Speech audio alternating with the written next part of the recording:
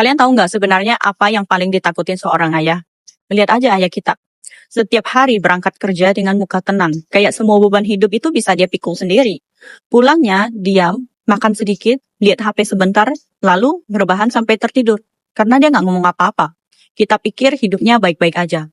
Dia nggak bilang sakit, jadi kita kira dia nggak pernah sakit. Dia nggak bilang capek, jadi kita anggap dia nggak pernah lelah. Dia nggak pernah minta apapun. Jadi kita pikir dia memang nggak butuh apa-apa. Padahal diam itu bukan berarti dia nggak ngerasa. Dan yang nggak dia ucapkan seringnya justru itu yang paling menyakitkan. Ayah itu bisa nahan banyak hal. Dia bisa terus lembur berhari-hari. Dia bisa makan nasi bungkus murah sambil duduk di pinggir jalan. Bisa pakai jaket lama bertahun-tahun. Pakai HP yang layarnya udah retak. Tapi kalau buat anak dan istrinya, semua yang terbaik pasti dia usahakan. Dia bisa dimarahin atasan, dimaki pelanggan, diperlakukan nggak enak sampai keluar kantor dengan kepala tertunduk.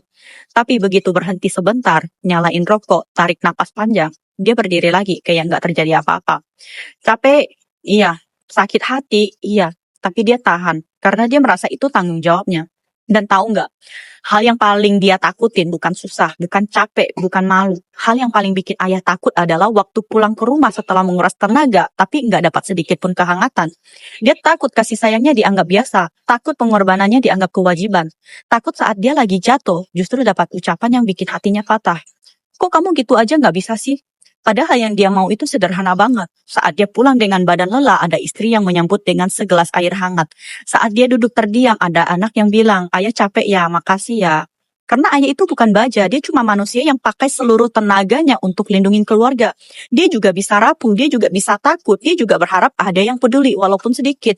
Dan sedihnya, banyak ayah yang sampai hatinya benar-benar dingin karena sampai detik terakhir pun dia belum pernah dengar satu kalimat sederhana dari keluarganya. Ayah, terima kasih ayah sudah berjuang.